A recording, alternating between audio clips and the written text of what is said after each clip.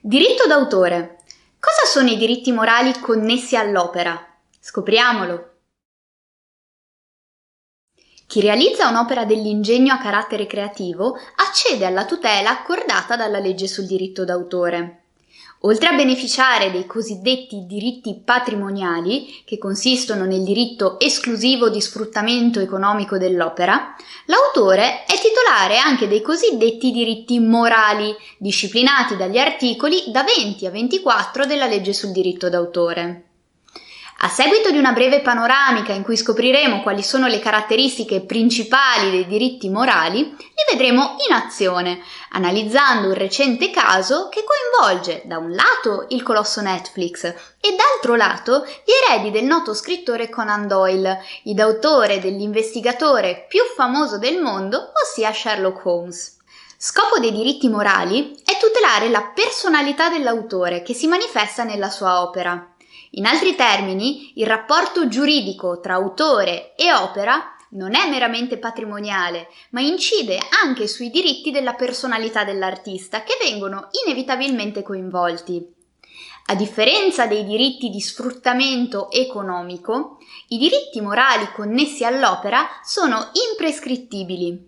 Alla morte dell'autore possono essere fatti valere senza limite di tempo dal coniuge e dai figli dell'autore defunto e in loro mancanza dai genitori e dagli altri ascendenti e dai discendenti diretti.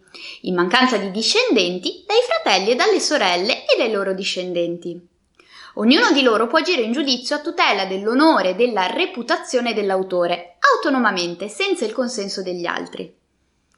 Inoltre, i diritti morali sono inalienabili, ossia non possono essere ceduti a terzi né gratuitamente né a titolo oneroso. Ne consegue che è nullo qualsiasi atto dispositivo del diritto morale d'autore. I diritti morali sono altresì irrinunciabili. L'autore può decidere di non azionarli, ma non può privarsene formalmente. Ma in cosa consistono in concreto i diritti morali? Nel diritto di rivendicare la paternità dell'opera e, nel caso di opera anonima, di rivelarla. L'autore dell'opera deve essere riconosciuto come tale anche se decide di cedere i diritti patrimoniali connessi all'opera a terzi.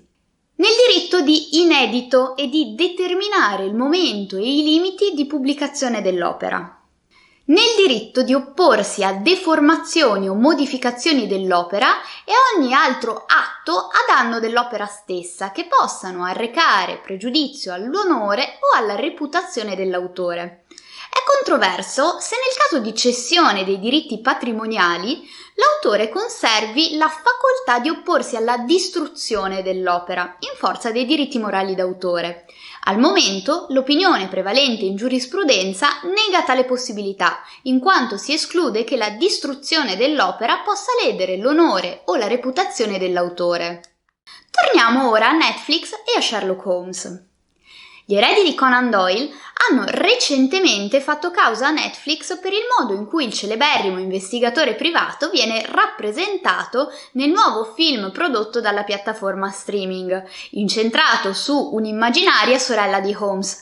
In particolare, gli eredi di Conan Doyle hanno ritenuto che il personaggio di Holmes sia eccessivamente distante dall'originale rappresentato nei romanzi. Un detective troppo emotivo che nulla avrebbe a che vedere con l'originale dall'atteggiamento rigorosamente british e non sempre empatico. A parere degli eredi di Conan Doyle, tale riproduzione impropria del noto detective integrerebbe una lesione dei diritti morali dell'autore, poiché non rispetterebbe l'identità che era stata nel tempo attribuita al personaggio di Sherlock Holmes e di riflesso quella del suo autore. Iscrivetevi al nostro canale YouTube. Abbiamo un'intera playlist dedicata al diritto commerciale. Per maggiori informazioni visitate il nostro sito e seguiteci sui social media.